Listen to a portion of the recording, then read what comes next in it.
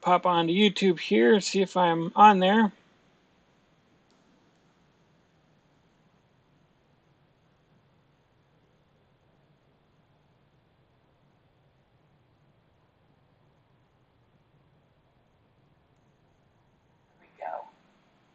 Are we on? I'm going to share. We are live. I see us. I'm Sweet. sharing it now on my.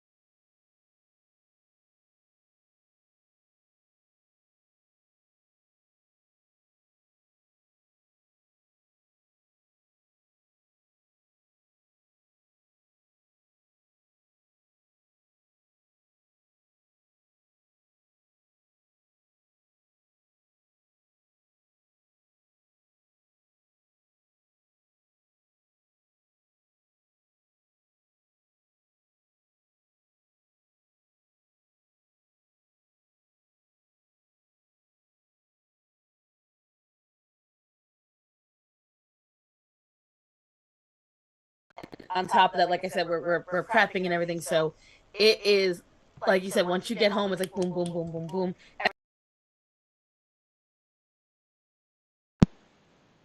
Can you hear us now? I think people said that there was no sound. Uh-oh. I think I think it was my headphones went off or something. Let us know if you can hear us. I'll find out in a second.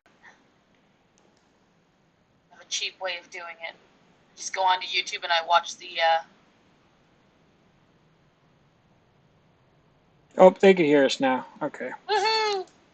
Yeah, my headphones went off for a second. That's why. There's no sound. I can hear. Yay, penguin juice. Raven can hear us now. Hi, Nina. Welcome. You guys still can't hear me? Like I said, tech issues, I think man. they said I'm too low. Hold on. So let me see if I can fix that. Microphone.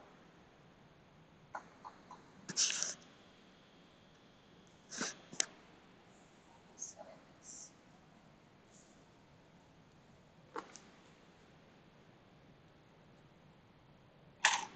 Axel, for fuck's sake.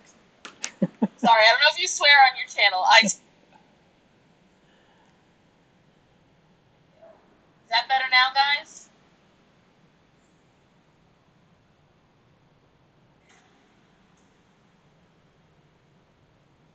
We hear you. You're just. It's like an empty room sound. So it's not like my normal. Yeah, that's something else I'm gonna have to figure out too. I guess I don't know how to do the sound either because the sound is always off whenever I'm trying to do live streams.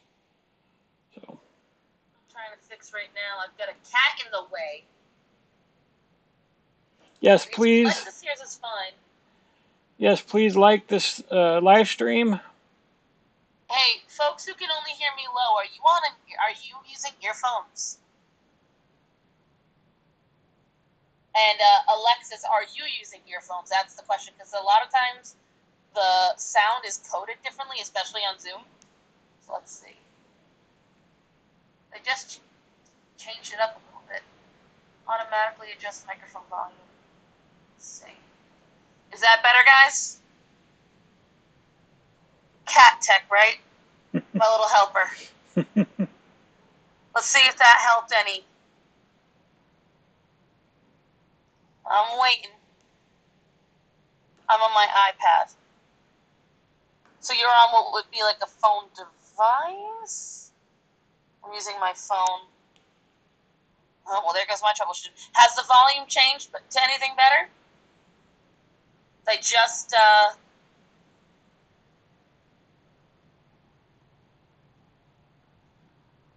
adjusted it. Yes, much better. Okay, perfect. My haphazard troubleshooting worked. Woohoo! No, sir. Sir, we are not doing this today. Sir, we are so not doing this today. It looks like it's mostly just your people on. I try to bring all the boys to the yard, but Like, where's my people at? This is my channel. right? Well, at least I made sure we brought some eyes. Maybe they'll all see it and get on up. But I'm gonna keep the chat up on my phone so I get to talk to everyone too, so I can see what they're saying because I can't see the chat on here. Yeah. But Axel wants chaos. He always wants chaos, Raven. He always does. He's ridiculous. But thank you for having me on, Big T. Thank you for coming on. You're welcome. You're the first channel that's invited me on that is in our realm of topic. I wonder if there's a reason for that. I wonder why. I mean, Michelle has collaborated with me and we're friends. Nobody else. I can't imagine why. I wonder if I've said something to offend. I'm here for Big T, so Alexis is yours. Rose is yours. Penguin is yours. Penguin is new, apparently. Hello, Penguin, and Rose, and Alexis. Can you not mess anything up? This isn't even my channel. Who did you just say that you're friends with, that you collaborated with? Michelle, so my thoughts will probably offend you. Yeah, I do a lot of her stuff I react to. She is one of my friends, and so she and I have done some collaborations together. Well, that's awesome. Oh yeah, she was the one who approached me. I started out as a fan of hers, and just one thing led to another, in other words. I'm a big super fan of hers. I love her stuff. She's amazing, and I will tell you right now, she is as genuine in real life as I never got to meet her yet. We are only internet friends, but sorry, I have to. No problem. Life of a cat lady is the cats constantly bother you, no matter what you do. It's all right, Samantha. We haven't even really started yet. I mean, we're both like super late today, and we both had work issues and then tech issues, and so every issue in between. I've never heard my screen name out loud before. I'm dead. Penguin juice, yeah. I like it. It's a good name. I don't get it, but I like it. But yes, so now that I have finished being absolutely disruptive, thanks to Axel and my microphone, I think we're ready. We're good. All right. Well, we're going to begin, and I just want to say thank you for coming on Big Talks with Big T. I've been trying to get like more people on here and doing Wednesday night interviews and stuff like that, and so I was like, I'm going to invite Starsan on and see what she has to say about some things, because I recently discovered you because you discovered me first somehow. It's funny because I recently collaborated with Megan Ann. I don't know if you know who she is. I do. Like, she found me first. I had no idea who she was, and then she was shouting me out, and I started to get like hundreds of subs, and I'm like, what's going on? So I looked around, and she gave me a shout, but we ended up hooking up together and doing one of these, and we also did a collab on her channel and stuff like that. But for those people on my channel who don't know who you are, if you want to take a moment and introduce yourself and say what your channel is and all that stuff. So I'm Starsan, and I mostly cover anti-BOPO topics. So in BOPO, in case Big T doesn't use the phrase, it's body positivity.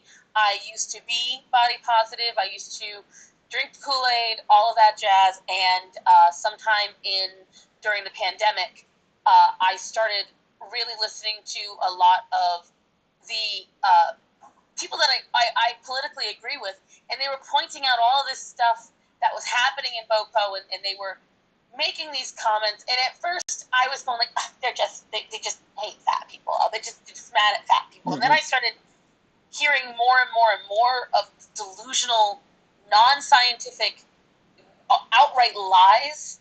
And then I started actually watching My Thoughts Will Probably Offend You, and that mixed with Blair White and my friend Gothix, and I started like thinking, these two women that one I'm close friends with, one I've been following for years, they speak out and they're trying to help the community they're a part of by showcasing what's wrong.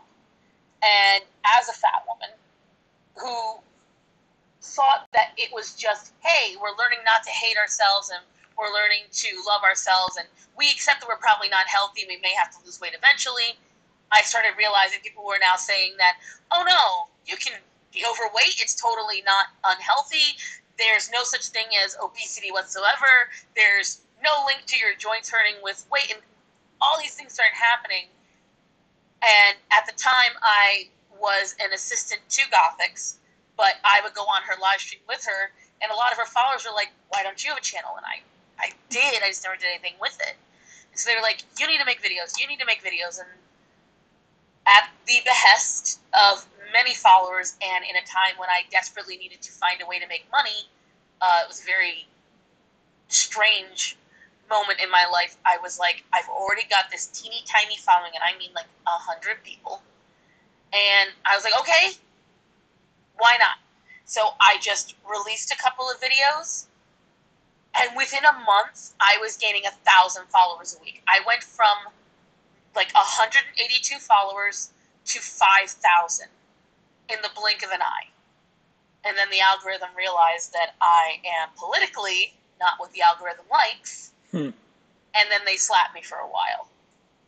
But yeah, so that's kind of my story, and so now I'm just trying to stay consistent and work on my stuff, and hopefully my main goal is, yes, I am trying to lose weight. The main goal of my channel is to wake other people up and to ensure other people stop falling for it. Stop falling for this body positivity cult. It's essentially a cult now.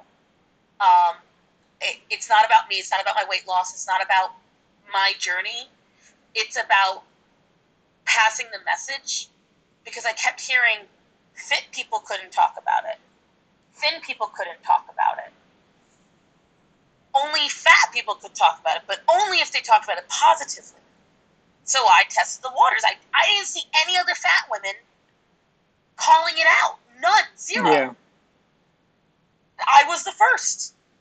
And I was like, I'm going to do it. It was always people who had already lost weight, people who had gone through bariatric surgery, people who had already gone through their journey, were recovering from a disorder, but someone just looking around and going, this ain't right, hadn't happened. Yeah. And so I was like, let me try it. And I'm really happy right now. I am 400 away from 12,000 followers. That's a really big deal for me. That was my end goal for 2022 was 12,000. So now my end goal for 2023 is 20,000. I'm hoping to reach 20K by the end of this year. And that's who I've pontificated enough. I hope that answers some questions. Yeah, my goal is to hit 10,000 by the end of the year. I really hope it happens. It really got really sluggish there for a little bit. But yeah, I mean, it was very interesting when, oh, by the way, anybody watching right now, if you want to send us questions, send us statements, anything, and Starsan and I both have our phones on, so we will answer any questions that you have. So we like to keep this interactive. This is not just a chat between us two. So if you want to post something for us, ask us questions about our past, our weight loss journey, anything else like that, you're welcome to do so. But I was just going to kind of add to that a little bit on how I kind of got into this movement. I had no idea it existed when I started my YouTube channel, and I just started it in November because I just Really? had weight loss surgery in October. Um, and I was mostly just covering myself, just, stuff that I was going through. And so I started to like think, okay, well, weight loss is kind of slow. Like there's not a whole lot going on. I could only weigh myself so many times and post a video of it. And so I started doing like more of my 600-pound life reactions and stuff like that. And just all of a sudden, people are like, cover this person, cover that person. I had no idea who Amberlyn Reed was or Really? any of these fat activists or people who just refuse to lose weight or any of them. And so like the one of the very first videos I did was called In Defense of Amberlyn Reed. I had no idea who she was, and I just looked on her channel. I'm like, oh, there's a couple videos of her, and it looks like she's going through the same thing I am. She's struggling with her weight loss journey, and she's trying. She's getting surgery, so I'm just going to post an in defense video. I have no idea why people hate her gut so much. Then you found out. And then I found out. I had no idea the amount of hate is out there for that woman. I had no idea. Like my own followers were like, "Big T, you don't know what you're doing here, bro." You like within 5 minutes, I took that video down because I'm like, okay, all right, I'm backing up a little bit.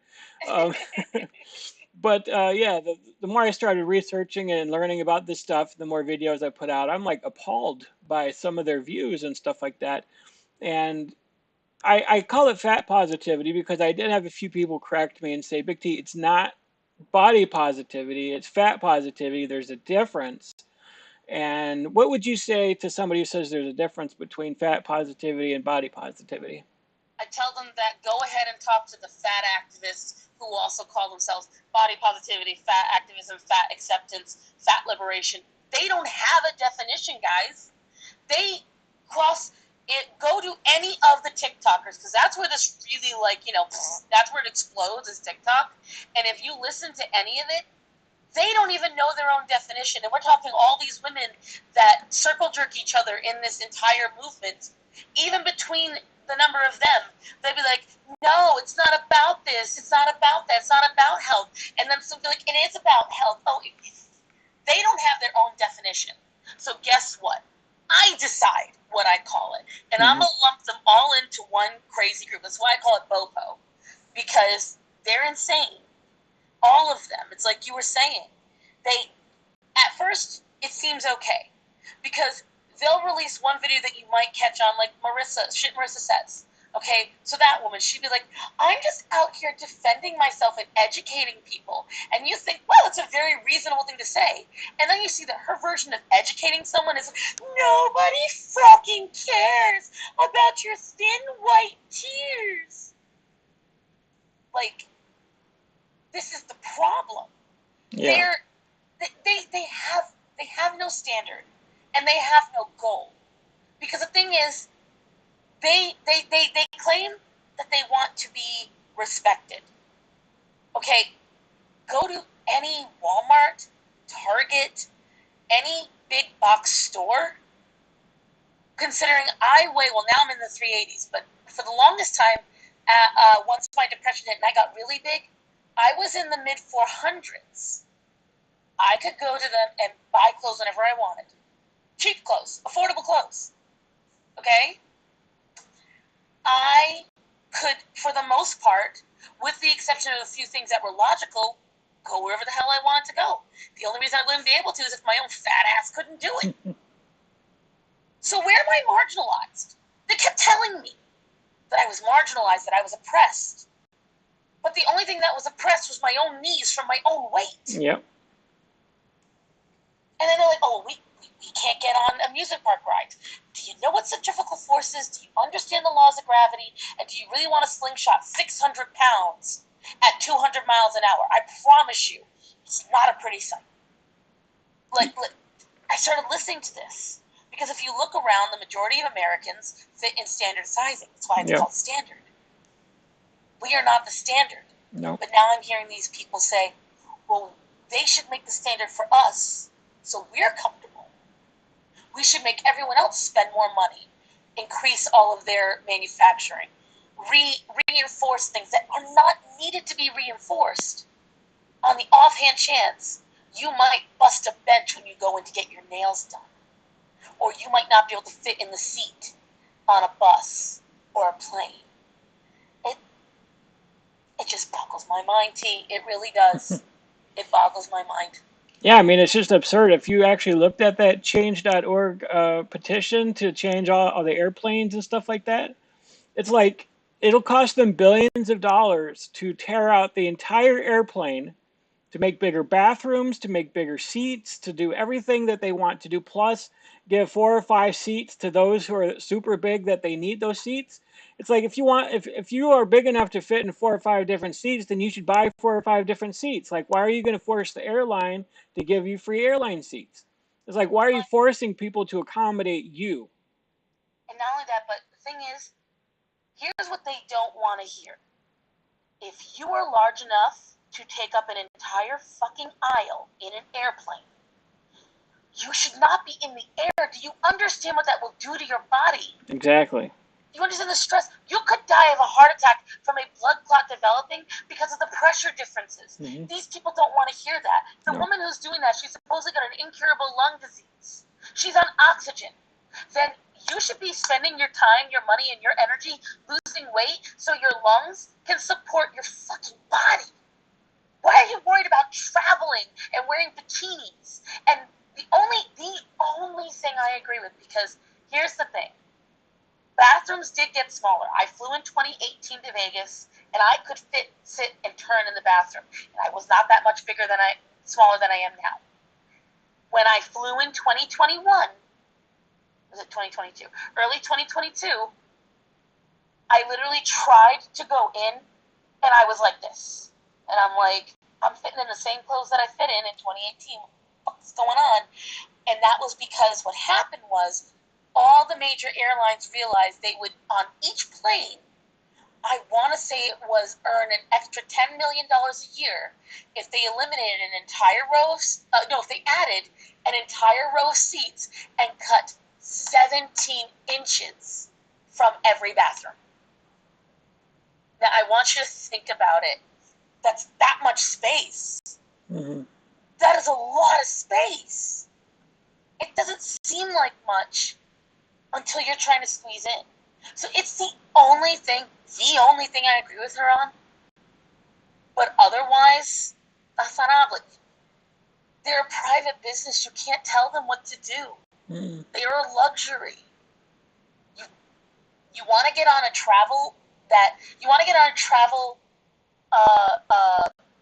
mode. Can you tell I've had a long day? A mode of travel that is comfortable and is going to accommodate you. Go on a train. Yeah. You can stretch, you can walk, you will fit in the seats. I enjoy traveling by train. It was very easy. Or they could do what they did to Tammy, just hit her in the back of a van somewhere and. You know what? She was in the back of that van, but when she hit the brakes. Lexi Joe wants to know, that kind of rhymed.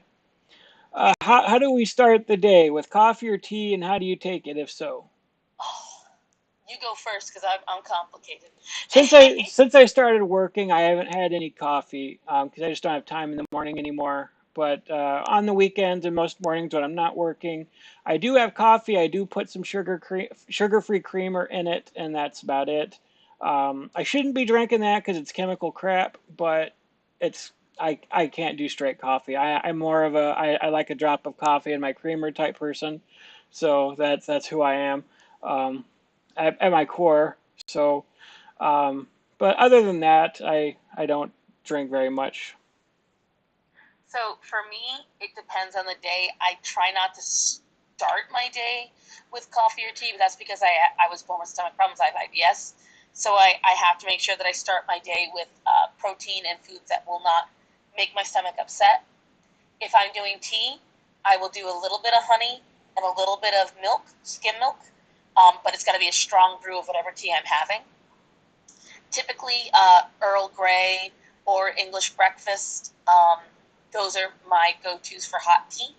If I have coffee, I have a Keurig that I'm very in love with because it's this blue color right there. Mm-hmm. And I made sure I got a blue Keurig. And what I'll do is often, my mugs are 20 ounces, so I will do a 10-ounce strong and then an 8-ounce strong, and it's either going to be hazelnut, caramel, or donut shop. And again, I use honey. And I'm a little more on Big T's style. I get the Bliss Natural, where it's only cream, and I think a little bit of sugar. Like it's I got the one that goes bad quicker. Just because I try to avoid those chemicals because I have the stomach issues. And all those things will mess up your biome so bad. So bad. Darla wants to know, what are the biggest changes you have noticed in your day-to-day life after losing weight? Walking. Mm-hmm. What about you? I mean, for me, like that was something that definitely improved immediately. Was I could walk. When I first started coming to the restaurant and helping her. Sorry, I have animals. When I first started, I could barely walk 20 feet without, like when I have a carriage at a market, I can zip everywhere because most of my weight was supported by the carriage. But if I had to walk by myself, I don't know about you, Big T, but for me, I'm embarrassed to say that walking a couple of dozen yards was exceedingly difficult. Mm-hmm. Like, now I think, I want to say it's 3 blocks. I made it without any assistance, without getting out of breath, and without needing to sit once I made it to location. Almost 3 blocks, and I stood for the rest of the time as well. That was a really, really big deal for me. It was like a super big deal. So I don't know if that was your first notice, but that was the notice for me. I think for me, I just more noticed certain things I could do again that I couldn't do before. Like I actually put out a video that I haven't worn a seatbelt in like 6 years or 4 years or something like that. And so, the truck that I have, like, I was so big that I could barely fit in it. My belly would overlap the steering wheel, and it was dangerous just to drive, but I would still drive it because that's the only vehicle I can find. The fact that there's a gap now between my belly and the steering wheel, that I could put my seatbelt on, which I couldn't do before, like those are small victories. But just doing normal things, cooking, cleaning, taking the trash out, stuff like that. Like I couldn't even walk to the dumpster. Now I can walk there and back and not even be out of breath.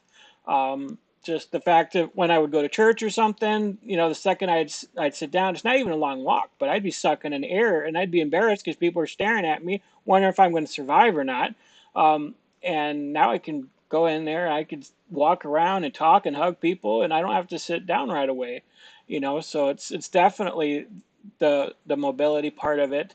It's fitting in clothes a lot better. I mean, just I've lost almost 200 pounds, so that's a lot of change that's Oh my happening. God, that's amazing. Yeah, I still got a long way to go. I'm still like 489 this morning. I was stopped for the longest time because I just couldn't afford the diet that I was on after surgery. Now that I have a job, I'm looking forward to my first paycheck coming up. I'm getting back into that swing of things. I've already lost 8 pounds since I started working, so it's starting to go back down again, thankfully. But yeah, I mean it's just everything, like people noticing it more than I notice it. Like every Oh time yeah, that's the weird part. yeah. That. So a lot of my followers, see, because here's the thing, right? And I'm going to start with this because I noticed High Carb Beth say this. Here's the problem, guys. This is one of the reasons why I didn't notice. I could still do all those things. I could still tie my shoes. I could still keep myself clean. I'm a pretty independent person, despite the fact that I am absolutely needy. Like, honey, do this for me. Honey, do that for me. But that's just because I'm a little princess when it comes to my husband. But I'm very independent. I like to do my own things. So that's why it really didn't occur to me how bad it got until I had to walk.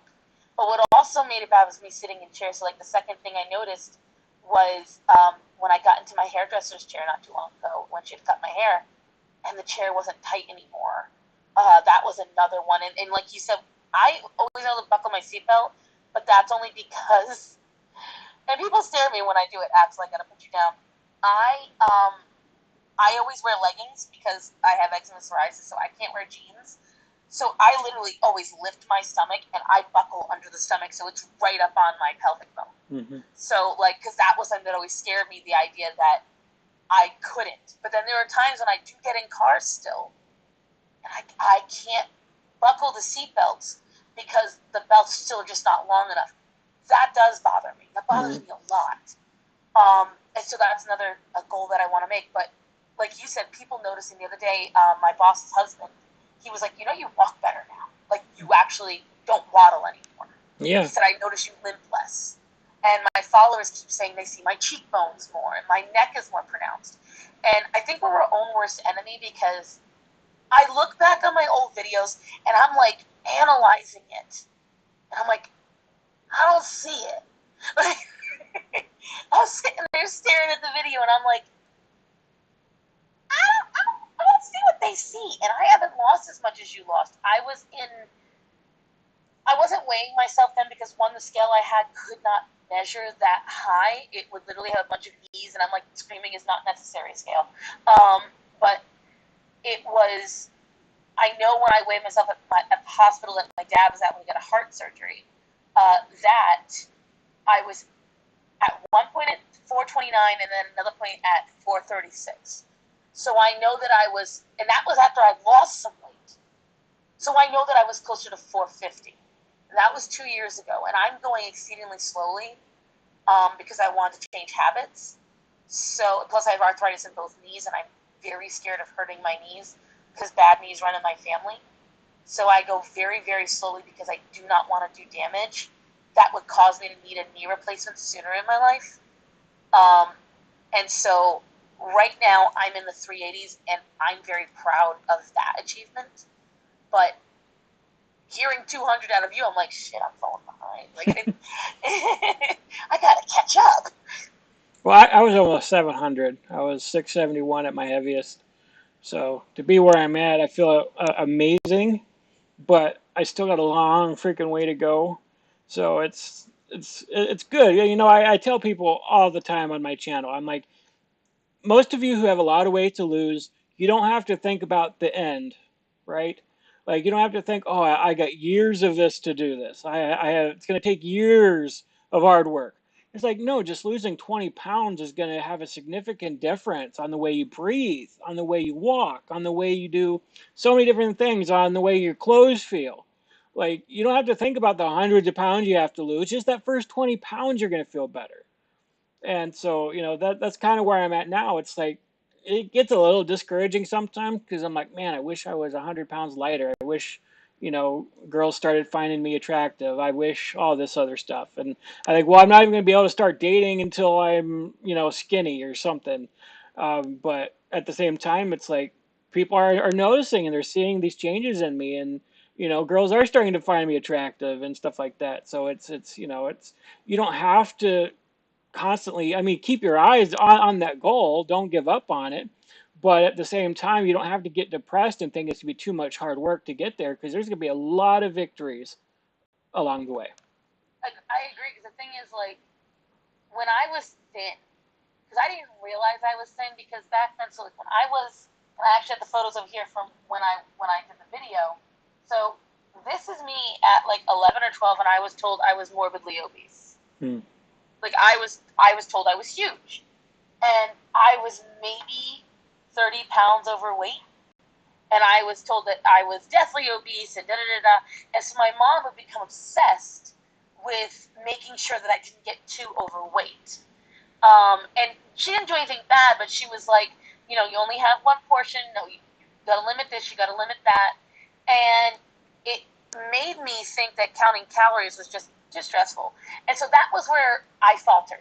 I stopped worrying if calories were involved. I would only eat when I was hungry, but I didn't care if what I was getting was from McDonald's or from Burger King, or if it was deep fried or not, as long as my stomach was full. And I thought as long as the volume was small, I was okay. And that was the problem. I genuinely thought that. And when I was that young, everyone told me how hideous I was and how huge I was and how ugly I was. And I lacked a lot of confidence then. One day I decided to stop caring that everyone didn't like that I was fat and ugly by their standard. And so the moment I stopped caring, suddenly people found me more attractive. Suddenly more people were asking me out. And so that's the thing. It's like, that's why they're saying it, because they see you caring for yourself. They see you proud of the achievements that you make. And that, I truly do think, creates an attractiveness around somebody. Because I've been hit on more times in the 10 years I've been married than in my entire life. And I really do think that there is some kind of energy that you put out. Someone who's attracted to you is going to be attracted to you regardless of what you look like. Sometimes they're going to say it, sometimes they're not. Yeah. And it's definitely that matter. The other side of it is, a lot of the guys who were attracted to me were definitely fetishists. They were definitely people that only cared about that, and some of them thought I was lying about this. Apparently, there's a lot of women that will. I don't know anything about that. I don't know about the reason why you would lie about being married. I don't know who would go out and spend the actual money on a real diamond to carry around, but I've seen crazier things. Yeah. But like you were saying, it's easy to get discouraged, especially when, even for me, sometimes I will get people that will be like, you haven't lost any weight whatsoever. And I'm like, I know I have. Like, I physically know I have the evidence. And they'll be like, well, you're not doing enough. And then you inherently question yourself. You're like, am I not doing enough? Am I not being smart enough? Am I not putting enough effort in? And I will say that it's difficult when you have outside sources that don't support you on it whatsoever. I don't care who you are. Yeah, that does make it more difficult. And then you have to really find out your willpower. Because I saw someone in the chat saying that what really kills them is that the cravings, and that they just really enjoy. If I remember correctly, they really just enjoy eating. So I don't know. Oh no, you disappeared. I'm still here. Oh, okay.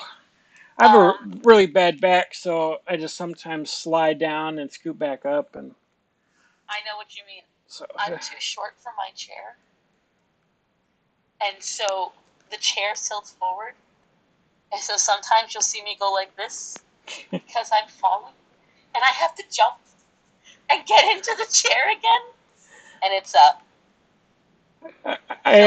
I keep doing that at work. Like, I'm constantly standing up, shifting around, moving around, because it's like it's so uncomfortable to sit there for 8 hours a day, at my size. I'm like, man, I wish I could do this job at home. Like, it's just so bad. And then my neck's on fire because I got like pinched nerves all over my neck, and my body's just trying to adjust to it, and it's hard. See, for me, so it's not the neck part. It's all from the midsection down. Mm-hmm. So I have sciatica. I've had it since I was 15. And on top of that, something's up with my, my right leg. Turns out I'm allergic to red ants. And a bunch of them bit me back in the pandemic. Oof. Swelled up my hip. And ever since then, that leg gets pain easier. So the hip is still swollen to this day. And so when I sit in a lot of chairs, because my legs technically dangle, my feet are touching the ground. But the only reason that it's like this, my butt's so big, it's a whole thing. And so, like, I agree with you completely, because, like, that, I think out of everything else, when you bring it up, it is so difficult, because I used to be able to sit for hours without thinking about it and draw. I just draw and draw and draw. If I sit in the wrong chair for more than 30 minutes and I don't constantly, like, readjust my knees, my hips, my back, all of it. That icy pain, I hate it the most. That icy, like, numbing pain that you cannot get rid of, you can't escape. And those are things where, like, when I see these girls in the BOPO movement, I don't understand how you can pretend that doesn't exist. Yeah. Like, if you watch Tess Holliday, every step she takes looks like agony. She's always laying down now, and when she's standing, she's like, she's stomping for everything she's doing. Like, she used to be able to walk, and now you can see that it's a stomp of pain to get. It's just, I don't know. It's and she could lie about that stomp too, but we know. we know. Oh yeah, people who are honest with themselves. So I sold mattresses for years, right? And you'd think that I would take my own advice when I was realizing, because like I said, you don't. It doesn't occur to you. You can lie to yourself really well. And a lot of folks would come in and they'd be like, I want a soft mattress. And I would say, why do you want a soft mattress? Well, I have a hard mattress at home and it causes me pain.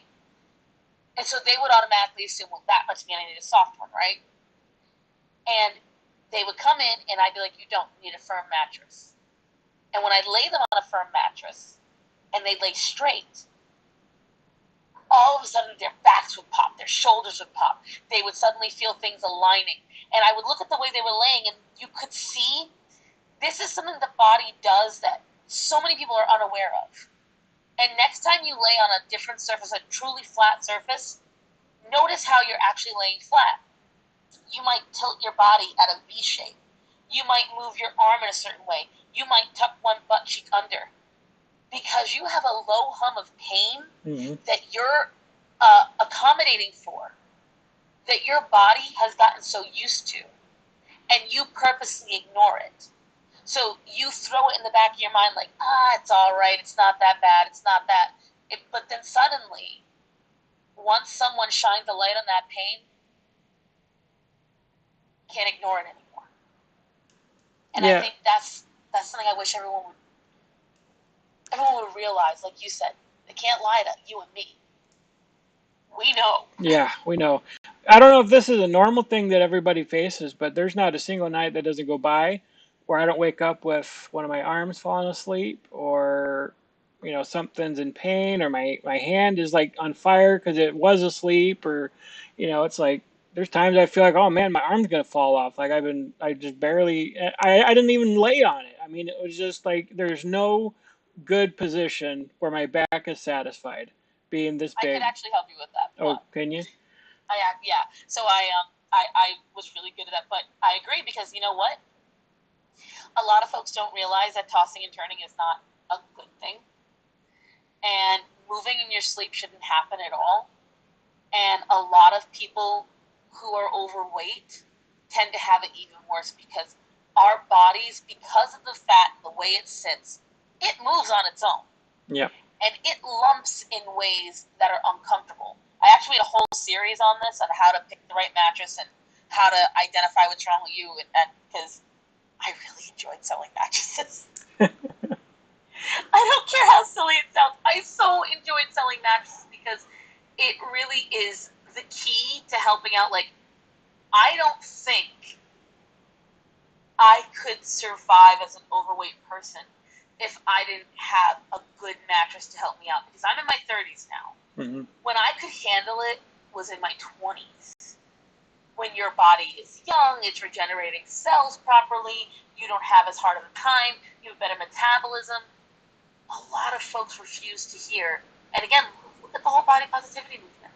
It's full of early 20-somethings. Yeah. It's so rare to find anyone over the age of 31 who is in the BOPO movement. You might find one or two, but look at Kat Pause. What happened with her? Look at Jamie Lopez. Look at Laughlin 69. These are all people who were over the age of 30, who thought that it was fine to be overweight, who were trying to be positive about it.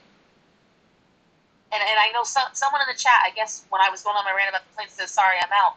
If you are body positive but you want to lose weight, understand the two ideologies can't combine. Yeah, it can't. Because at the end of the day, the way body positivity works is that they tell you that you're fine the way you are, you don't have to change whatsoever. And I can't align with that. You should always love yourself. Yeah. Because you're the only you have. But that means you should love yourself enough to choose the best for yourself. And that's really why I got into this fight to begin with. Is like I said, I had no idea this whole thing existed at all until I started making videos. And and the more I did it, it was like the more lies I would see them talking about. Like, oh, there's nothing wrong with being fat. There's nothing wrong with. There's no consequences. Somebody flat out said science is wrong or science doesn't exist when it comes to this. And all of that. What? And I know exactly who did. Yeah. Q Fat Queer and the Fat Dr. UK. Yep, I did both of them. And like the more I keep hearing this stuff, it's like the more it was pissing me off. Because I'm like, I've been there. I've been, and I said this in the last video, I've been to the lowest part of the valley at almost 700 pounds. I know what it feels like. I know that pain. I know that loneliness. I know that agony. I know that misery. I know all of it. I'm familiar with it. I'm best friends with it because I've been there.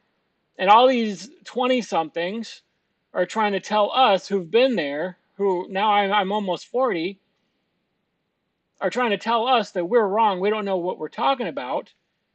And that's why I jumped into the fight. And now I still have people who call me a bully, who come on and say, Big T, why are you talking about these people? Talk about yourself. Like, you have no reason talking about them. Like, I made a video against glitter and lasers, Anna. Oh, I got so much hate from doing that video because people kept coming at me hard saying, Big T, you just need to mind your business. Or when I would cover Hungry Fat Chick, there would be like, you need to stop talking about her. You don't know what she's going through. It's like, it's like, I'm going to keep talking about this because they are dragging people to hell and they don't even realize what they're doing because they're so delusional. They're so, they know what they're doing. yeah. They don't have any clue what they're doing and what their future is going to hold if they keep going where they're going. So I'm like, yeah, I was in my 20s too. I had nothing wrong. I had no bad blood test. I had no health issues. I had no bad knees. And then now that I'm almost 40, it's like just pure agony. I agree. One of the cats is like poking me, and I'm like, come up, but he won't. Here's what I will tell you, 100%. Because the thing is, and I really do think that they do know what they're doing. There's a good amount of them that do know what they're doing. The problem is, they need. So I call it like the victim cloak. They're realizing everyone else around is telling, no, you're wrong. You're making this up. So what are they going to do? If they cannot change your narrative for them, they're going to change the narrative for everyone. Mm-hmm. So they're going to change the reality. So that way they can live in whatever way they want without any consequences. Yeah. I was told the same thing. When I was young, I was told it's going to catch up to you, it's going to catch up to you. And I was like, well, the day it does, that's the day I'll change my mind about it. Axel, for fuck's sake. And that's what I kept saying, sir. I love you, but no, you're being distracting. So, again, like you said, I still do. I still have very good blood results and everything like that. My oxygen is fine. My cholesterol is fine. But that's purely because I drink water like a fish. I don't eat a lot of processed foods. And I eat a lot of home-cooked foods. It was the calorie intake where it truly, destroyed me. Mm-hmm. Because I just didn't care what calories it was, as long as it tasted good and it filled my stomach. But like you said, you've got these, people get mad at me for a number of things. Because I won't adhere to certain ideologies. I won't respect certain things people want me to call them. And because I refuse, have a good night, Daniel. I refuse to put on kitty gloves. Because these people, like you said, this is not just I've been asked, why are you even giving them energy? Why are you even acknowledging them? Mm-hmm. For the same reason why, when we ignored the Tumblr kids back in the early 2000s, look at the insanity we have in America today. Because we ignored them. We were like, let them have their own little fun. That, at least, no, actually, it's led to dangerous ideology now, too. But now when you're looking at this isn't just someone saying, well, I want to be happy in my own skin. This is telling girls, go ahead and binge. Be fat. Eat, be It's fat. fat's Eat whatever beautiful. you want. Yeah. Like, they're encouraging disorders. They're encouraging unhealthy. I was floored at the amount of people who left the BOPO who were saying at 19 years old they were all these problems that only my elderly family had. We're talking like severe diabetes, problems with their kidneys shutting down, problems with their heart. And I'm like, when I tell you, it floors me. I'm not even pre-diabetic, and I was closing in on 500 pounds. That doesn't add up. And I'm like, then I'm finding out there are people who start their day with a soda. That blew my mind. Mm-hmm. And I was finding out that these girls, if you watch these What I Eat in a Day, these girls start their day with candy and chocolate and sweets. And they end their day the same. And then they tell you, no one can tell you otherwise. What I eat in a day is a fat chick who doesn't care about losing weight. What I eat in a day is a fat woman promoting obesity and saying it unironically. Like being 100%. And they think they're doing something good.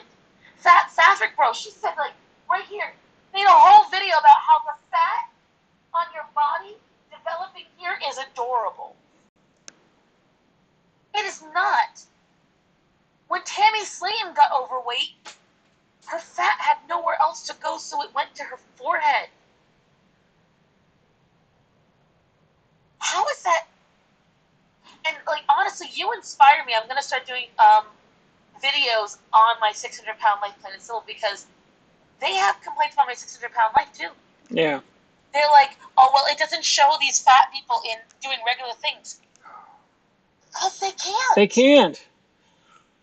They can't do the regular things. You want them to do something they're not capable of doing. How does Yeah. that not occur to you? Kiana did a video. I don't know if you know who she is. She did a Oh, I do. video on the whale that I was watching at lunch. I only watched part of it, but she says there's this controversy that they're like, well, why don't you get a 600-pound person instead of somebody in a fat suit?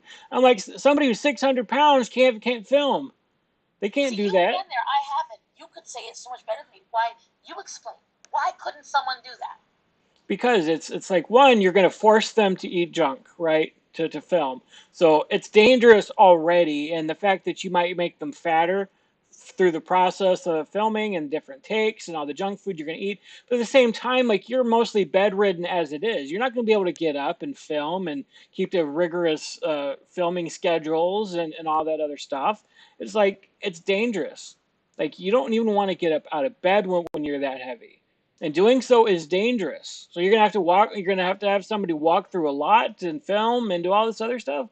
It's no way. I'm not saying that it's impossible, but it's dangerous and it's very very difficult and very close to being near impossible for somebody 600 700 pounds to film. So the best case scenario is having Brendan Fraser gain some weight and then put on a fat suit. Like that's the best case scenario. Exactly. I agree 100% because that's the first thing I thought. Getting up and down at that size. Okay, so my friend who also happens to be my boss, she says all the time, she'll stare at me and I'll be like, you looking at me? She'll go, I just don't understand how you can carry 400 pounds around. She'll look at me and she's like, I am impressed every day that you can just walk with all of that sitting on you. And the thing is, I don't think anyone ever sits down and actually thinks that.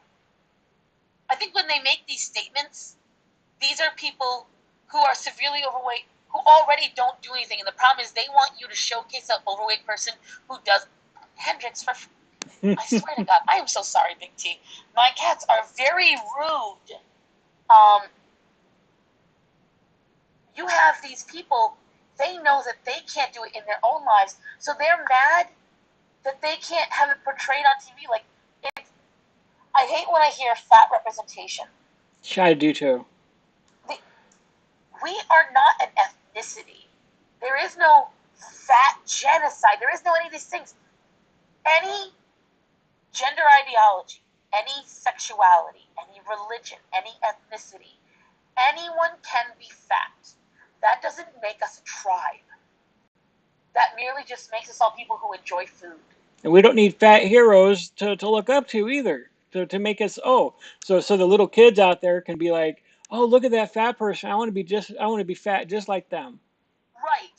And I don't understand it because, like, the only thing I saw where I enjoy seeing someone overweight do something, but even then, the fact that a lot of people don't lose weight doing it, telling them they still eat too many calories, is dancers. Mm-hmm. Because that ballet film that came out, Reflect. I covered that. I That haven't makes seen it. sense because it's telling kids to dance. That's fine to me because you want kids to get up and move. But then I found out that now they're pretty much telling kids, don't diet and exercise. We're going to give you Lunchables for your school lunch, and let's just get you on bariatric surgery and weight loss now. Like they want to approve Ozempic for children, and so it's stuff like that where I can confidently say that is not the route they should take for kids, but that's what they're doing. He's still tilting this damn camera. Yeah, I'm not kidding. Yeah, I just did a video on sugar a few days ago, and the dangers of it. And the person who was on there, I forgot her name, but she was a neuropathic doctor, and she said that, they're giving kids more sweets and sugar, even diabetic kids, and they're saying it's not a big deal. We'll just give kids more insulin. And it's like, you do not realize what you're doing to these kids. You do not realize it. I covered it too. Like, there are kids. There was a 13-year-old and a 16-year-old who died from obesity. You don't have to be 40, 50, 60 years old anymore to die from obesity. I've covered people who died in their 20s, and now kids who are 13 and 16 dying from obesity. It's happening, and it's going to happen at greater and greater rates. And that's why I'm doing this fight, and I don't care what comes at me, what opposition comes at me, because I know I'm in the right. I've been there. Mm-hmm. And Exactly. and since they're all about representation and being ranked or outranked, it's like, I outrank you in the fat community, so I have a right to come on here and say, you know what you're doing is wrong. It's bull crap, and you're killing people. Yo, I said the same thing. I'm like, I have cellulite supremacy. I'm a super fat. You are a small fat. Out of my way. My words way more. I'm an infinity fat. I outrank you. You should bow down to my fatness, right? I am so sorry. You are right, Big T. I bow to your cellular superior. And but it's the truth. It's like I when I get told, again, like I say, I go back to it. Why are you telling? Why don't you leave them alone? Because what they're saying is inspiring people to do dangerous things. It is creating this. But it wasn't gone that long today, guys. It's inspiring people to just create lifelong damage. And I'm not gonna ascribe to that. I'm not going to okay that, and I'm also not gonna ignore it. Especially when you sit there and you tell people that they have to listen to fat bodies. Okay, listen to this one. Mm-hmm. And that's the thing. I talk about it because they have pigeonholed it to where no one's allowed to criticize it. Mm-hmm. So now there's no critique. And don't get me started on who has to be attracted to it, who's got to, like, I hate when I hear these people say, if you don't, because I used to be one of those people. And there is a distinction. The thing is, they don't get it, the distinction. But I used to be those people, if you refuse to date someone purely because they're fat and you won't even give them a chance, you're just fat phobic and this, that, and the other. The only time I agree with that is if you actually find someone attractive, the way they are, fat and all, and you want to be with them, everything about them lights up your life, but the only reason you won't is because you don't want other people to look at you and make fun of you, yeah, then you're an idiot. Mm-hmm. But that's exceedingly rare. That's not what happens. Most people look at your weight, it doesn't fit their lifestyle, and they don't want that for themselves. And you have to deal with that. Mm-hmm. You can't sit there and force people to want you. It's gross. And this whole movement in them, that was the first, I think she was the one that really tipped my scale, was Lexi Nimmo. That whole, hi, bestie. She made me want to, like, punch through walls. I can't. Thank you, S. Rose. I appreciate the $4.99. She says, I'm a teacher. Realizing I wouldn't want my students in fat acceptance was one of the things that made me question it as someone who was deep in it. And Lady Hawk just made a very valid point, and this is why I don't agree with it. They enjoyed the Lizzo show where they had big girl dances and they were encouraging it, but guess what? They got injured because when you do that stuff at that weight, you're going to hurt yourself. Yep. You were just talking about the consequences of being that big. Let me tell you what I have to face. All right. Not only did I have to lose my gallbladder, that's the first surgery I had. Then I was able to lose 100 pounds on my own before weight loss surgery. So a lot of people are like, Big T, you took the easy way out. You got weight loss surgery. You didn't have to work for it. Bullcrap. I lost 100 pounds before surgery, and it's even harder after surgery. All right. So that's the surgery I had to do to save my life. All right. I probably might not be here if I didn't have that surgery and lose the 200 pounds that I did, even though my life is still at risk right now. But my journey is not over. I still got another 300 pounds to lose. And on top of that, I probably have to get both my knees replaced. I have tremendous back pain. I have tremendous neck pain. I'm going to have to get several skin removal surgeries. Like, that's the life you're going to have to face if you want to lose weight once you get to that size. Like, it destroys your body. Destroys your body. It destroys your liver, your kidneys. Like, I faced all of that. I had kidney stones, and like I said, I had my gallbladder out. I had fatty liver disease, and my enzymes were starting to go up. And like, just you face all of that. It just starts hitting you all at once. You might have a couple things here and there, and you might not realize, oh well, there's not much going on. My blood tests are fine. Maybe my blood pressure is a little elevated. Uh, but as that started getting worse and worse, it's like now I'm hit with all this realization that I'm almost 40 years old, and doctors told me I wouldn't make it to 40 if I kept on where I was at. I might not be alive today if I had. So, it's just the destruction to your body when you're 20 years old. You have no idea. You have no idea. And it's the truth. I can't imagine. Like, I think, knock on wood, knock on all the wood. I have not been told that yet. But I've been in the room where someone's been told that you will die. Mm-hmm. And sometimes there is no way out of it. And I don't ever want to be in that position where a doctor looks at me and says, there is no hope. And I've seen, I am so sorry, he is absolutely ridiculous today. There is, sir, stop. Oh my God. He's biting the camera. Sorry about that, Big T. No problem. No. What was I saying? I lost train of thought completely. You were in the room with somebody. Oh yeah. So I've had people who have been terminal cancer. I've had people who have been told of this. I only see bariatric surgery as bad if, like when you see on 600 Pound Life, these people look at it as a cure-all. Mm-hmm.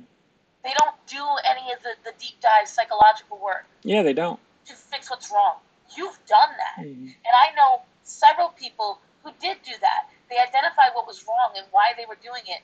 And I've known people who also faked it just because they wanted the surgery, and now they're back to being overweight again because they didn't identify what was wrong to begin with. Yep. They didn't go through that hard work. So yeah, it can be the easy way out if you don't do it right, which is what I get so mad about when I hear the Bopo being like, bariatric surgery fails within 5 years and da-da-da-da. No, it doesn't. People who refuse to do the hard work fail within 5 years. That's the same with anything. Mm-hmm. If you crash diet and you don't resolve why you even were overweight in the first place, then eventually you're going to go back into the bad habit. Yeah. And that's the thing that people need to understand.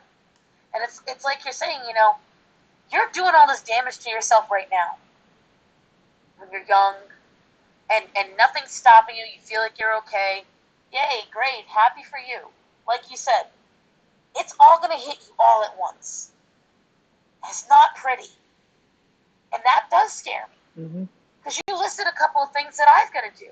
I know for a fact now, because I got arthritis in both knees, I'm going to need the knee replacement surgery. My father, I am built a lot like my father, and he had 2 knee replacement surgeries, and I was his nurse for it. I took care of him because it was during the recession. I saw how painful that was. I saw what he went through. I see his scars. I don't want that. I get genuinely scared. But I've done it to myself now. It's too late. Yeah. I am where I am now. Yeah. I know that I'm going to have to get skin removal surgery, which I know is difficult to do. And guess what, folks? Saying just get something cut off or just get it removed or anything like that, it's easier said than done.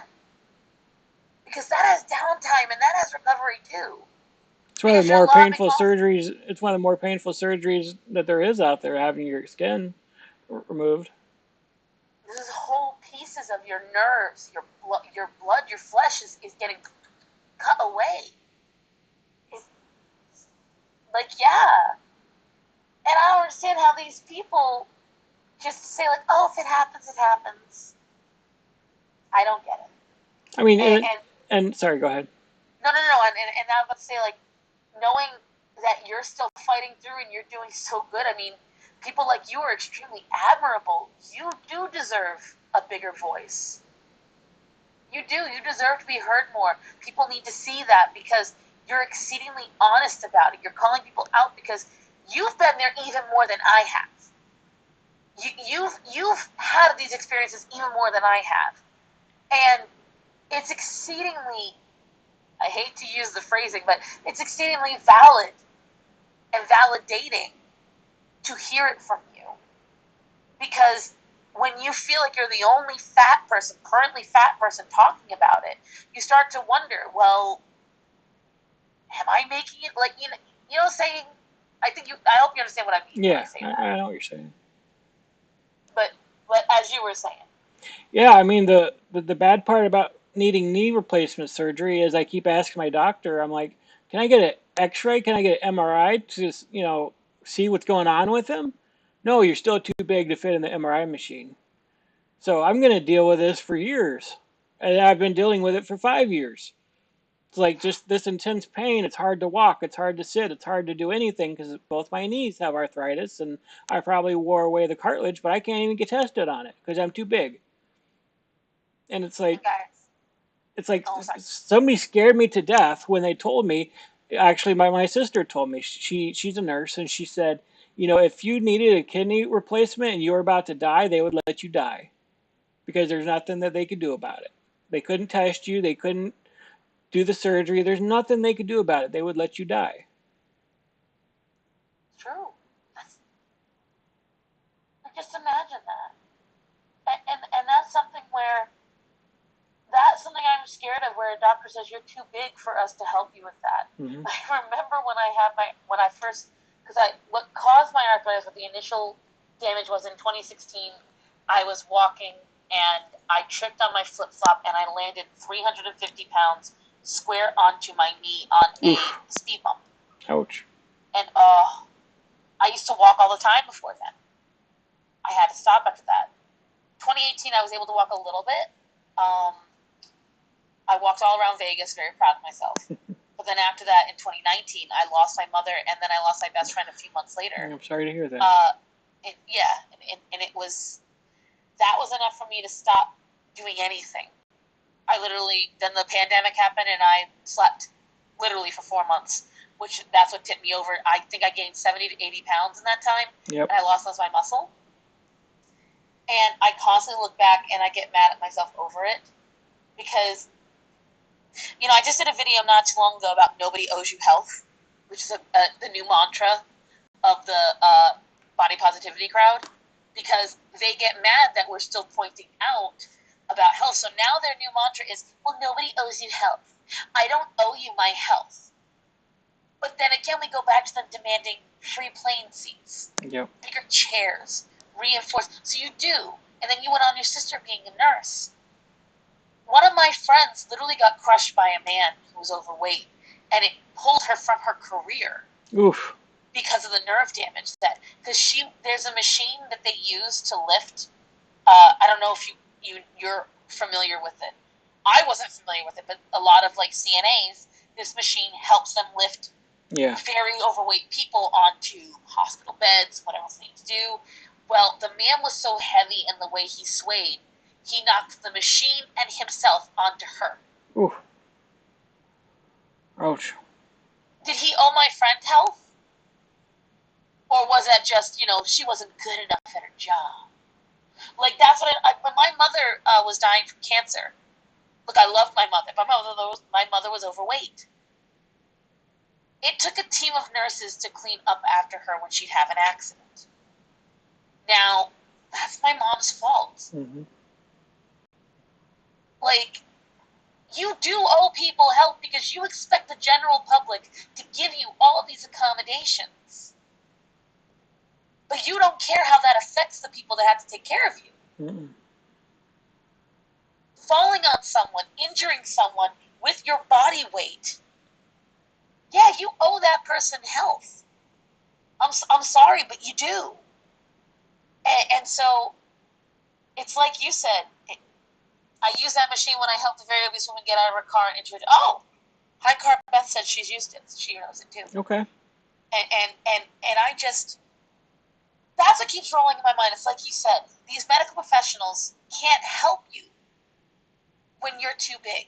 No. Doing basic surgeries on you. Do you know if they've got to get to your organs? If you're too big, it's too difficult because to use the amount of anesthesia to put you under and to dig through all that fat and what muscle is there is so difficult. You might die on the table. Exactly, and that's what scared me from doing the surgery. And my doctor wanted me to get below 600 pounds before he would do it. So it's like they call it medical bias. There's no medical bias. I mean, maybe in some degree there is. Like the doctor should check you out before just saying, "Oh, you're fat." You know, they should do the test. They should do this or that. But the fact that there are limits to medical science is not medical bias. It's reality. And most of your issues are caused by your obesity. And yeah, you say you don't owe people health. Well, what about your family? What about your kids? Like when you watch My 600-Pound Life, like a lot of them are terrible, terrible parents because their kids are serving them hand and foot, putting their socks on for them, cleaning for them, cooking for them. 5-year-olds. 5-year-olds doing the stuff that you should be doing, but you're too big to get out of that chair.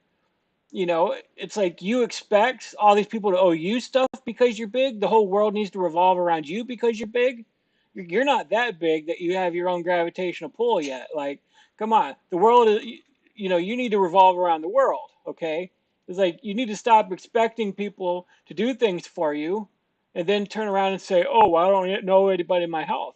Well, what about the people who are taking care of you because you're too big to do things? Maybe you're young enough now that it hasn't hit you, but you're going to get to a point where you're going to rely on so many people, you're not even going to be able to wipe your own ass, all right? And I Like, tell you what, I've been around people who can't do that. It is the most humanizing feeling when someone else has to wipe your poop up. yep.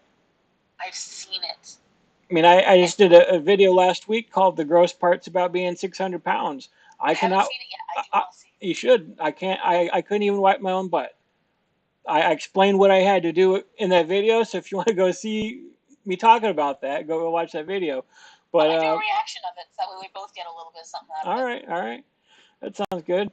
And But yeah, there's just so many gross things that you don't even know is coming up if you just keep going. I mean, it's and and this is something where like they glamorize it, like they make it like again. Jamie Lopez is a perfect example.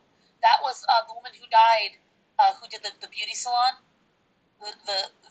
Jamie, I don't know if you know who she was. yeah, All right, so yeah, I know of like her, but yeah, so she had so many health problems. She was more concerned that when she weighed 800 pounds, that the salon didn't have benches that accommodated her ass.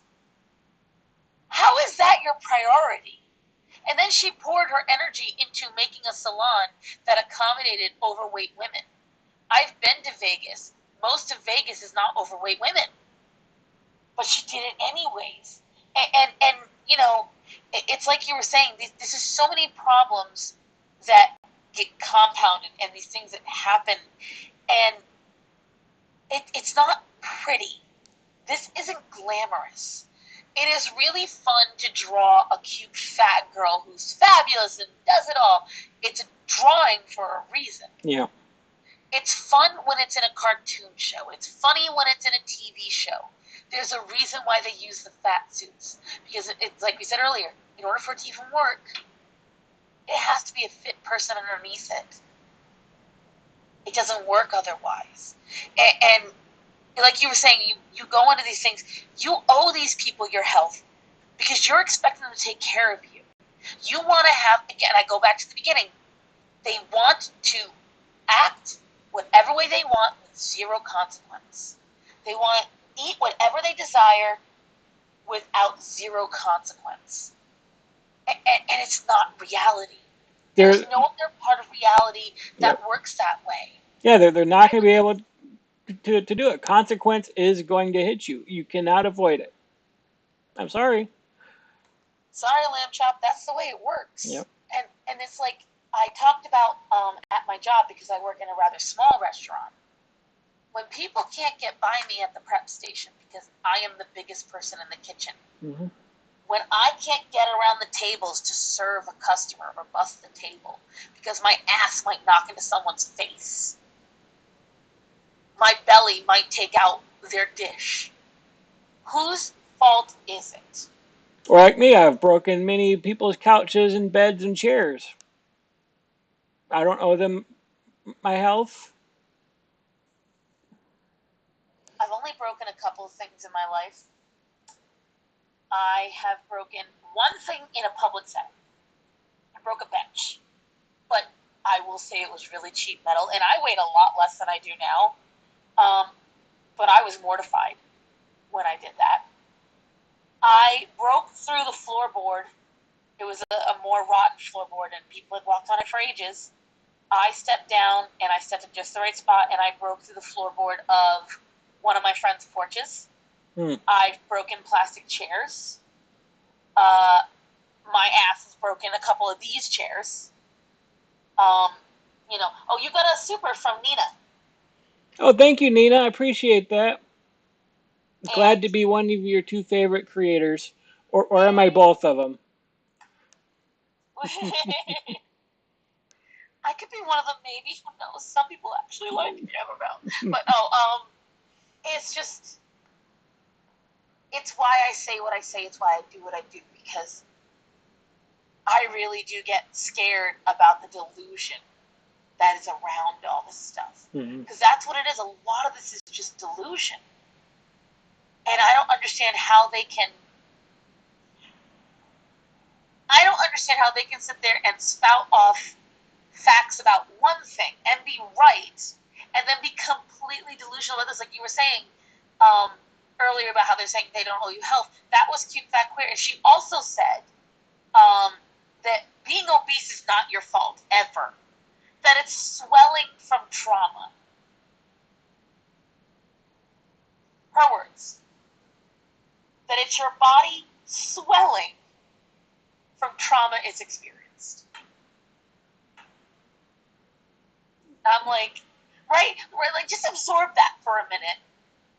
And then she claims like it's your body protecting itself. But then in another video she says that not eating fast food is racist. So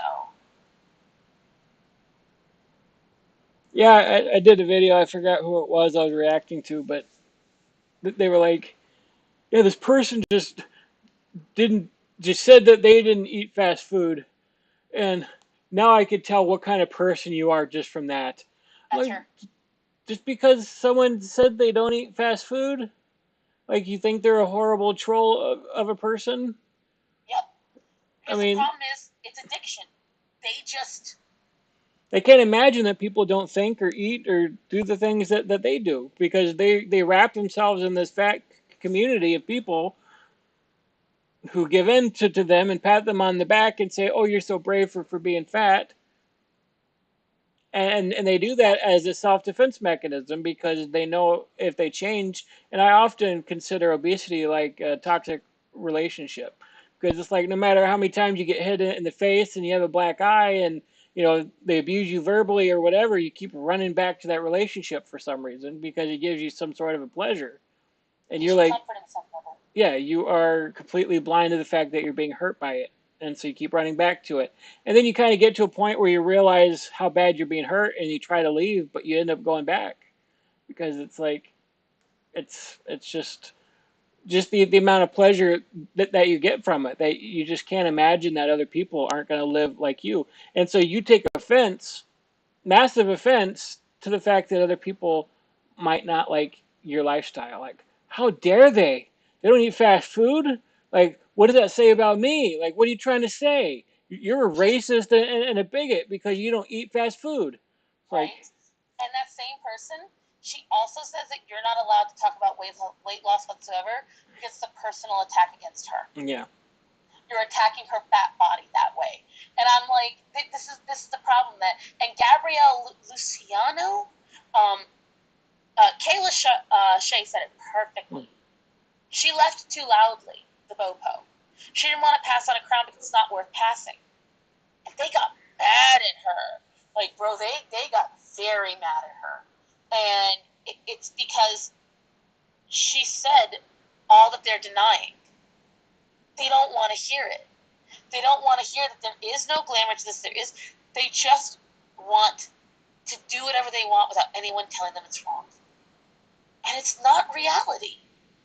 And whenever you do it, whenever you point it out, it's just like when you say to somebody, you're on your phone too many times a day. I'm not on my phone. You're smoking cigarettes a lot. I don't smoke too many cigarettes. You drink a lot. I only drink once in a while. And then you find out they've got 10 bottles of tequila for 1 week of drinking. They go through 2 packs a day. Yep. I could go on and on. They never see it as bad. Everyone's commenting on Axel. Thank you. They don't give up. I do cat rescue, guys, so I feel bad because most of you are not my followers. Raven's here and Moon's here, and both of them know I'm constantly raided by my cats on stream, and I apologize. I know it's not professional whatsoever, but if I lock the door, they're going to yell at the door. But yeah, it's. I get the comfort in some ways of being overweight, especially if you suffer some kind of trauma in your life, like a lot of women who were assaulted in a sexual manner. It protects them in their mind from future assaults. And so I get that. Mm-hmm.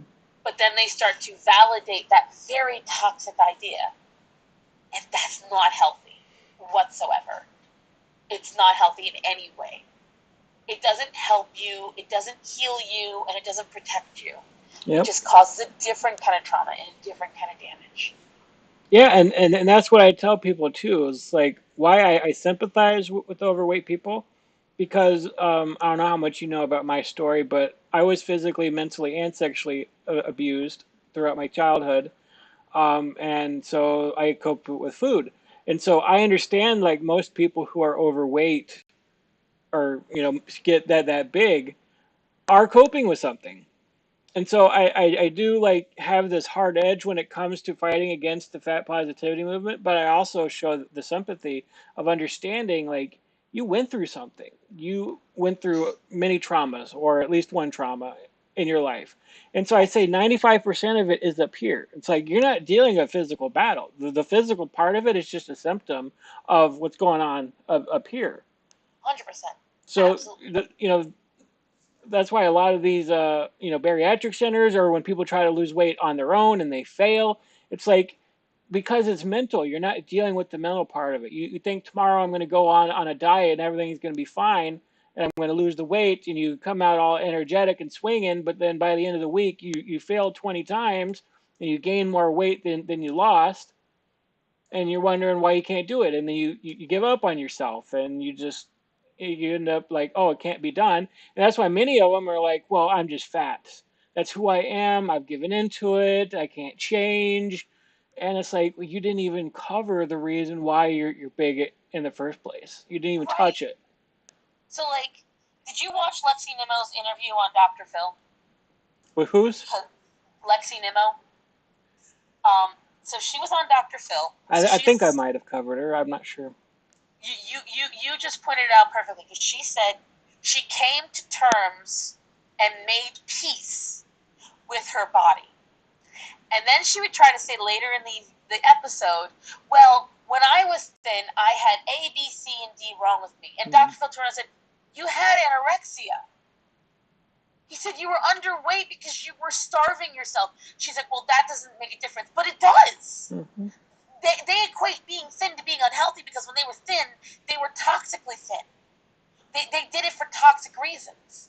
They were not healthy and thin or fit. They were just starving themselves and destroying their body. Mm-hmm. And now because they don't feel as bad as when they were in that toxic, like, you know, oh, well, I never feel starved now. I'm always nourishing my body. But you're just following the opposite extreme. And like you said, she never resolved why she was anorexic to begin with. She never resolved the eating disorder. Nope. She just changed trajectory. And this is what I said. I could hand you, all right, so for instance, I could say, okay, Big T, here is the best wood whittling kit ever made. You've got all the tools. I've handed to you. I give you the best quality hardwoods, softwoods. I give you all of the stuff. And I say, here you go. But you don't know how to fucking whittle wood.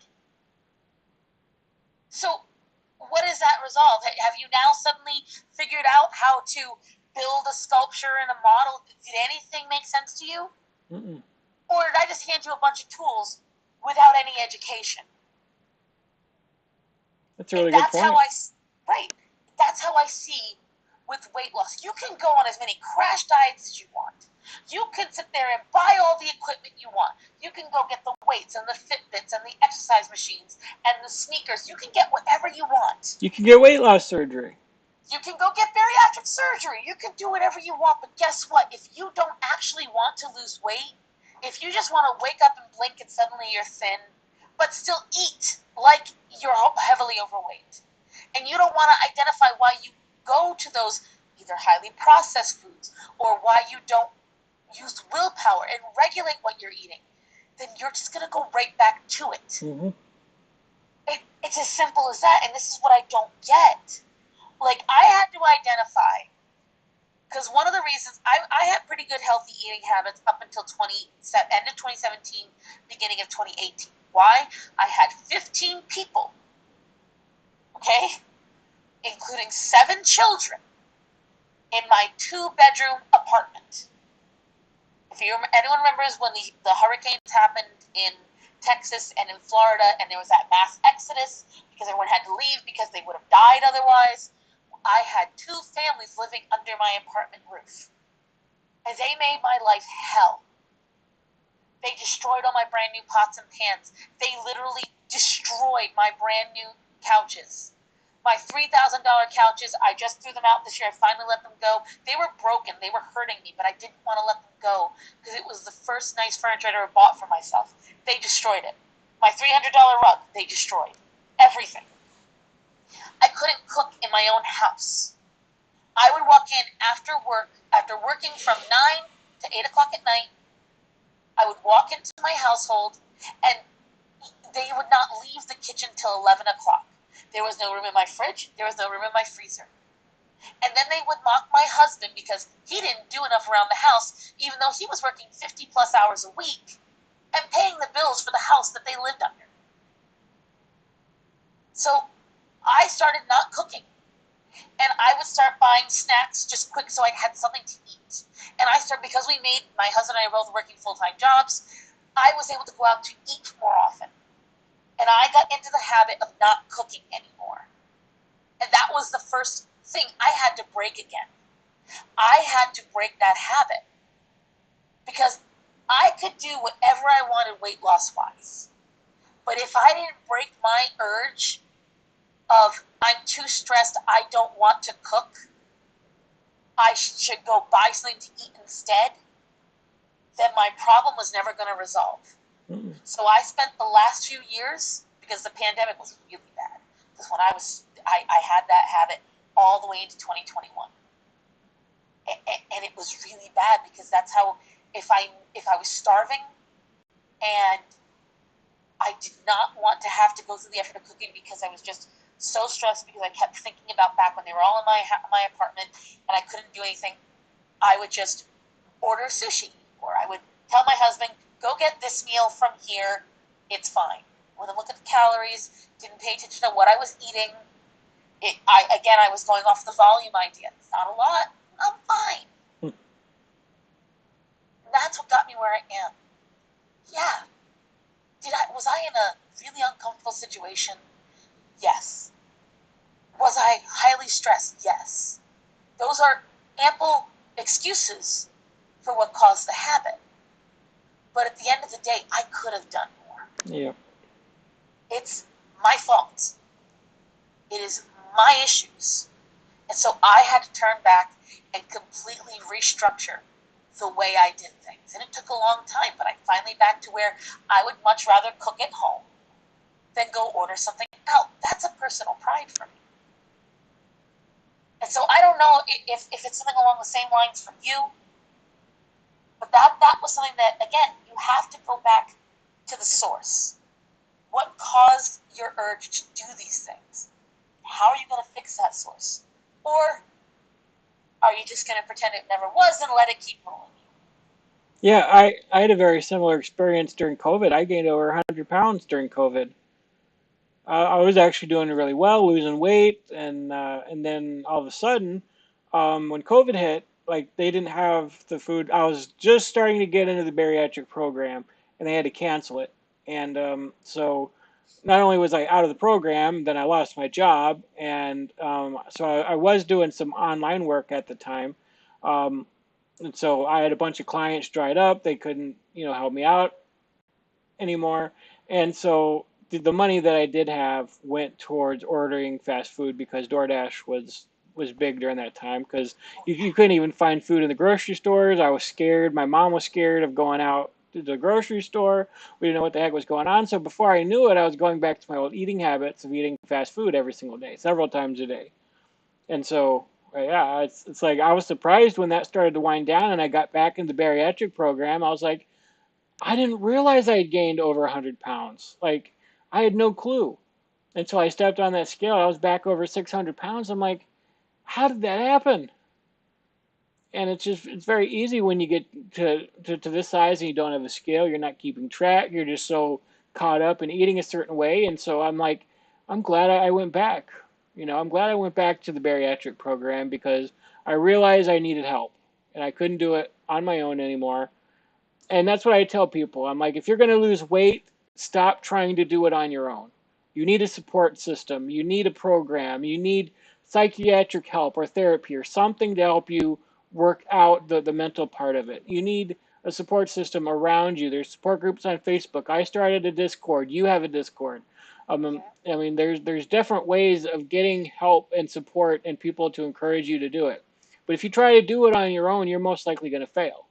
I'm not You saying need the that proper that tools. I'm not saying that's 100% true, but the numbers are not in your favor. Even if you get bariatric surgery, and they're right about that. The fat activists, like they know those numbers, but it's They not know those because numbers, but they twist it. yeah, they absolutely twist it because they act like, oh, losing weight is impossible. You're not going to do it, so why bother? When in reality, it's like they just don't know the reason why they're overweight and what they can do about it. And so that's why I think my program was so successful. It's because there was therapy. I was able to work out a lot of my issues. My dad was crushed to death in a work accident, and it was on Halloween in 2006 when it happened. So I'm every so sorry. year on Halloween, I would order a large pizza to help me cope, to push down those feelings. Well, this past year, I had my weight loss surgery on October 18th. So guess what? There was no pizza that year. You Um, broke the cycle. yeah, but I was bawling my eyes out because for the very first time in my life, I had to come face to face with my dad's death. It'd been what 16, 17 years. I still had not come to face to face with it because I crushed it with what food.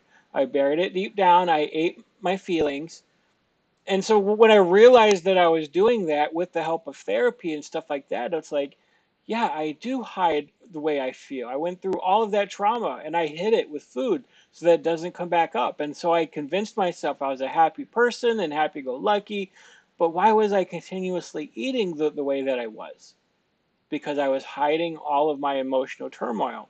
And so once I had weight loss surgery and I could not go back to eating my feelings, all of that started bubbling up and I was able to work through it. And so I would say this past year has been tremendous for me to mature, to grow up, to get some stuff figured out, to finally work it out instead of hiding it deep down below and covering it with mounds and mounds of food. I'm a big advocate. Well, number one, congratulations to you, because I know, again, Oops. I've lost a parent. I know how that feels. I'm sorry. I, on the other hand, very much embrace when I'm going through something because, so I'm infertile. I have unexplained infertility. And I've suffered 3 miscarriages. Sorry. And the first time I miscarried, I very much tried to hold it in, and I tried to pretend everything was fine. And the day I found out I miscarried, one of my husband's cousins announced her pregnancy. And to this day, I still can't like a single photo of that little girl. And that's petty of me, but I don't say anything negative to the family or anything like that, but it always is something that is very upsetting to me. And so I tried very hard to pretend I was alone in my infertility, because it's something women don't talk about it. People ask you where your kids are if you seem like a motherly type woman, and then when you tell them my kids are dead, they usually stop asking. And I finally one day decided, I bit the bullet and I joined a support group. And when I joined that support group, I met a group of ladies, and many of them I'm still friends with today. And I can confidently that even though, yes, I am upset that I can't have children, it is thanks to that group that I can say I've had 3 miscarriages and not be crying while I say it or holding back like tears like I used to be. Yeah. And it was very difficult because there was one point my husband and I were very much trying hard to have babies, and the pregnancy tests that I had bought for it, excuse you, bless you, the pregnancy tests that I bought for it, 2 of my coworkers found out they were pregnant with, and I was working literally in between at the job I was at between 2 pregnant women, and I would constantly get asked by customers, "You're getting left behind. Where's your child? Where's your pregnancy? Why aren't you pregnant?" And you would be surprised how very callous people are about that question. It happens fairly often. I had to admit that I wasn't strong enough to handle my infertility on my own. And it made a massive difference. Which is weird because for every other emotional trauma I've had, I have a habit of talking about it, of erasing the taboo of it. Yes, I had this. Yes, this happened to me. And I openly state it because I want to own it as a part of myself, and I don't want to be victimized by it, like you said. And so, like, when my mom died and my best friend died, I very easily cried, and I'm very glad that I didn't bottle like I thought. But at the same time, like I told you, I still let myself wallow. I sat for 4 months on the couch and I just slept. I have a dent in this butt cheek. Okay? So literally in my left butt cheek, because I would sit on the couch in a certain way, right? I would get on my left hip and I would let one leg dangle to the floor and I put this leg up, my right leg. And I would lean on the couch. This is what I did every day. Why? So that way one cat could lay here, one cat could lay here, the dogs could get up around me, and we would sleep. That's all we did. And that was how I coped. And that was also unhealthy. Because like you said, once I realized what I was doing, it was only 4 months, thank God. But once I realized it, and I went back to work, I got off of furlough, and I went back to work, and I was having the hardest time walking between mattresses. My brain was keep thinking, when's the next time I can sit so I can breathe and talk properly? That's not good. And that's what I had to say to myself. You did this to yourself. You done screwed it. You fucked something up. It is on you. And so it's like you said, like, I cannot relate. My friend Moon is in the chat, and she said herself, I can't relate to emotionally eating. The more upset I am, the more nauseous I get. I don't want anything to do with food. But I emotionally sleep, and I will sit still, and I will just keep it all right here. And I've had to stop that because that was truly what tipped me over the edge. I didn't gain 100, but I damn near got almost there. 70 to 80, that much I know. I don't ever want to get back to that. I don't ever want to get back to that mental state where I allow my depression to let me just sleep it off. And so I try really, really hard to hold myself accountable when I go through traumas, when I go through something that upsets me. I talk about it often, and I say to myself, get up. Did you get up? Do not let it. And the thing is, another part of it that a lot of folks, I don't know if you're religious, but I am. I am. Well. Okay, so I'm Catholic. I don't know what sect you are. I very much pray about it, and I try to follow the path that I believe I was set out to follow. Christians, if you guys don't know, Christians, believers in God, believers in Christ, we are raised to believe that when we're put on this earth, God has a predestined path for us, and we can either choose to follow it, and we will have a much better life for it. Watching my dog because he's being weird. Or you can go against it and you'll find a lot of difficulties in life. That's what I was raised to believe. And when I started following the path that I feel I was put on, a lot of other things made sense, along with me being able to accept things that go wrong with me in my life and how to get past them. I hope I didn't rant too much there. I apologize. No, you're fine. I appreciate it. Marilyn says, I'm looking sleepy. We're both sleepy. Like, I feel me getting tired, and it is getting towards 9 o'clock. Yep. Listen, it takes a lot of effort to do what we do. Yeah. At this size, I promise you. No. It's my second week working a full-time schedule. Then I come home and work on YouTube, and it's like I feel like I get a few hours to myself. Even my dogs are big. But thank you, Marilyn. I love you too. Sorry. Sir. Go see Daddy. Go get him. Go get Daddy. Go get him. That is not the right direction. Oh, that's why. Apparently my husband's in the bathroom. But it's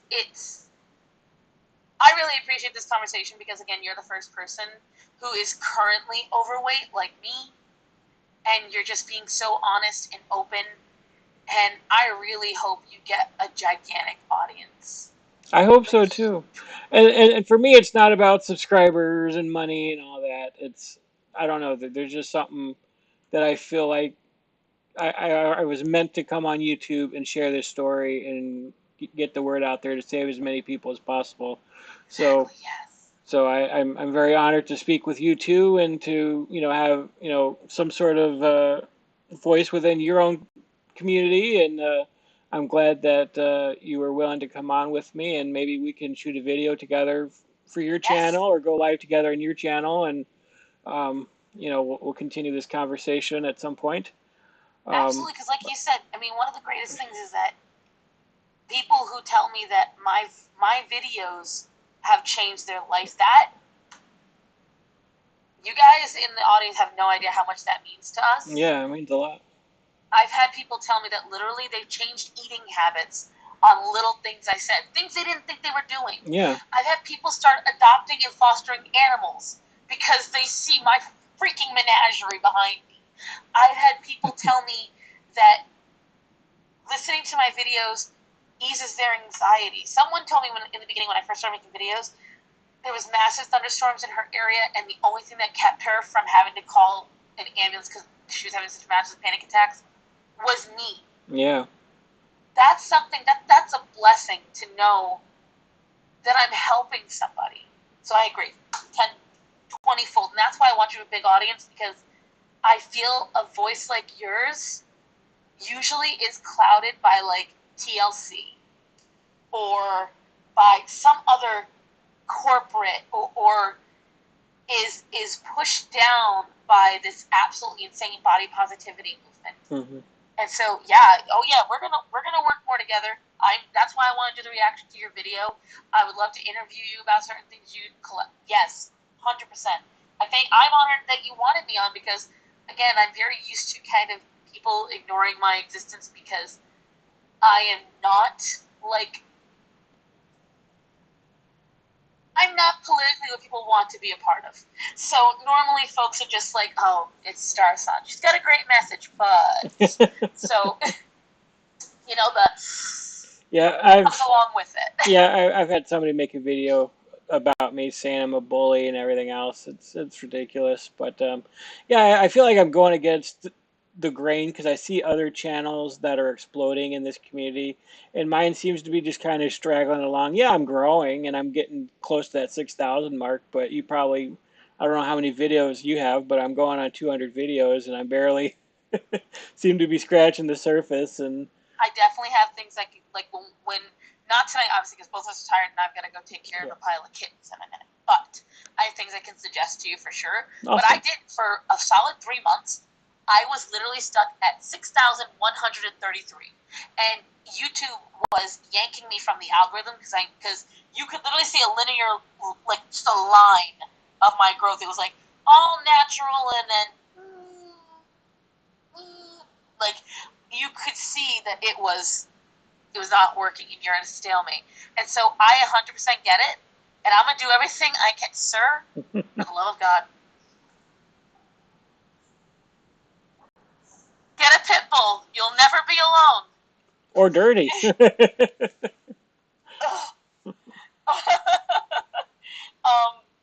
I will absolutely say that, yeah, it's yours is a message that needs to be heard, and I'm gonna do everything I can to make sure it's heard. Yeah, That's all I can say. and talk to your friend Michelle too. Maybe she'll get me on. Listen, Michelle couldn't wait to talk to me. She's a wonderful person. I'm absolutely going to shoot over your channel to her because she likes to touch on these things, and she is brutally honest in the most hilarious way possible. Mm-hmm. And I think you will definitely. I'm watching. I can see now back on the thing, Orion. Oh God, I am so sorry. um, but yeah, I would say yes. She's gonna hear about you for sure. Yeah, I definitely love her so much too, and she's been a big inspiration. But I guess with that, we will let everybody go for now. Thank you for watching this chat. It went on longer than I thought it would, which is good, which means we have good chemistry and had a lot to talk about. So Exactly. we'll definitely talk more. Yes, and thank you for having me on, and thank you for my followers for joining in. Yes, And thank you. I'm excited for what we're going to do together, man. Thank you. I appreciate it. Everybody, have a good night. I love you all. God bless you. Have a good night, everybody. Stay safe, and we love you.